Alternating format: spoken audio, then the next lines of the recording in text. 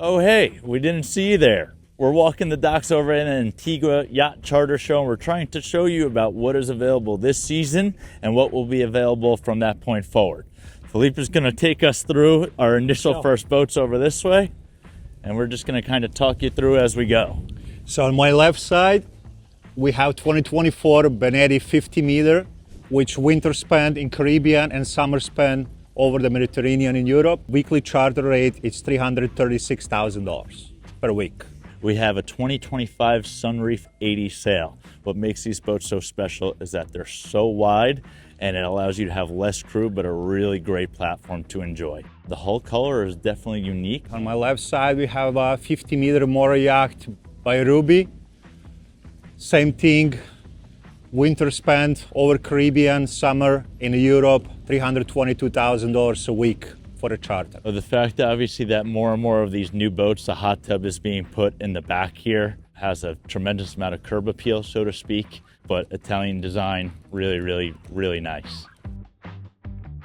Maintaining can be a little bit more challenging than some of the other boats in class, but again, you cannot trade off the way this looks. It's definitely a great charter opportunity, yes.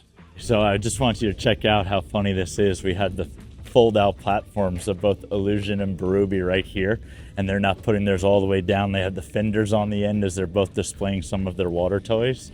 So again, there's so many amazing, expensive features that make these yachts so wonderful, but there's just so many things to be concerned about breaking and failure, and just right there, it's not too often that you're gonna see that happen.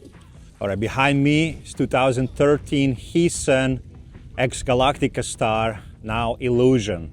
Charter rate $460,000 up to $490,000 a week. And then as we continue on, right here, we have Risk and Reward, which is a 2004 Crescent 120 asking $95,000 a week. Crescent, for those of you who don't know, built in Canada, build pretty reliable boats, and you're gonna notice the Jamaican flag is, again, that gives you tremendous flexibility in your charter, the crew you could hire, and again, for a boat of this age as well, the teak is in good shape, so it's very nice. I'm gonna keep going here. We have now a Mangusta on my right side called Jomar, asking $130 a week. What makes these boats so unique is they have these jet drives and a very aggressive profile. So they're known for going very fast. If this is a type of boat that you're interested in buying, it's a really great way to charter it before you buy it to validate, because as you go faster, the comfort gets better. Sometimes you feel like you need a little bit more deck space up above, but then obviously that's the compromise in speed and performance. So this is really great. You can see that the paint is in good shape. The aft deck seating area is super good. So again, Mangusta, it's not for everyone, but for the people who love it, it's a great way to get your feet wet. Right now we have Inukshuk, which is built by Baltic Yachts, 33 meters, asking $80,000 a week. So sailing yachts, beautiful, pure, and the draft is very important. So you have to be way further down here in the Caribbean or somewhere in the mid to really enjoy yourself. So right behind me, we have 2024 Explorer Fox. The brand is Pendennis. Excellent boat, 35 meter. Charter rate is about $150,000 to $180,000 a week. The same thing, the boat is kept here over the winter time in Caribbean and the summertime over to Europe. As you see, there is a lot of entertaining area, and with this boat, like with any of these super yachts, you can cross Atlantic, absolutely not a problem. Some boats, they cross it from 10 days up to 2 weeks, really depends on the size of the super yacht. We have formerly Zafira, and now it's called Aria, built in 2013 by Newcastle. It's a 133-foot Explorer, and they're asking $165,000 a week. There's a few things that are really unique about this boat. Obviously, the hull color in green, that again is not too normal. It's really important. You can see the shine off of it. Again, this is a boat that we know was in the shipyard for quite a while, having some work. It just recently changed ownership, and again, if you're in the market for an Explorer, it would be a good starting point to charter to see if it's going to work for you. And right now, on our right side, this boat is not being shown for charter. You can see that the crew is actively working, but this is one of the old Microsoft or early founders. 90 meter Lurson. Built in 2023, about $250 million. Obviously a very aggressive and bold design. They do have a helipad, okay, which is not just a touch and go. The joke from Paul Allen was, hey, why does your yacht have two helipads? And he says, well, when my helicopter's there, where are my friends going to put theirs? So we always make that joke to anyone when they're buying a yacht. One helipad is not enough. But again, very, very incredible Dutch design. The Dutch yachts are always the finest on the waters. Obviously, there's the big part about trying to keep yacht ownership discreet. Right now, this is just known as a Bitcoin investor. There's no sort of association, so this person's doing a very good job at keeping the ownership very, very quiet.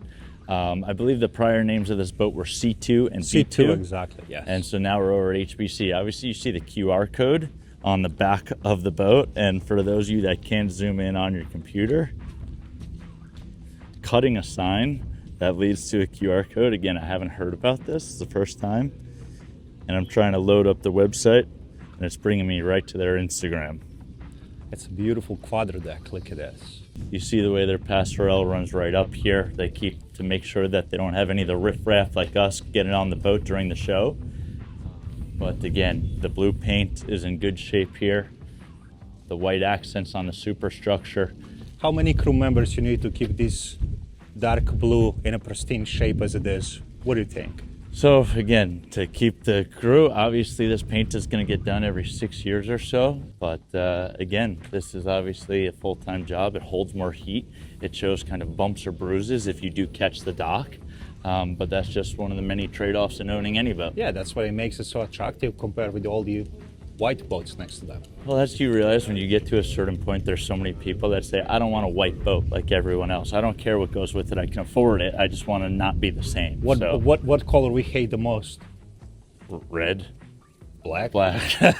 No, red. Red is by far the worst. There's not many boats that are red. The last one on our list, this is Hemisphere, pretty much one of the biggest catamarans in the world.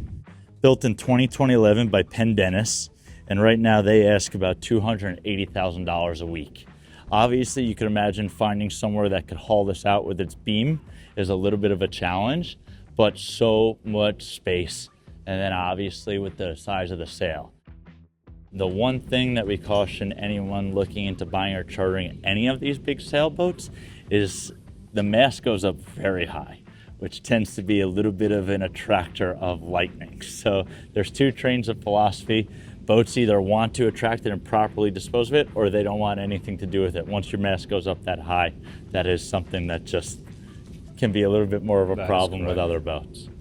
So, all right, I think that wraps up our tours of these boats here. We're going to get to you additional information on each one. Yeah, this is just basic information for some boats that we show you over here. So we're going to keep going, show you more boats and with more information, and stay in touch with us. Make sure you download the charter guide for booking what you need to know before booking any charter, no matter how big the boat is, where it is.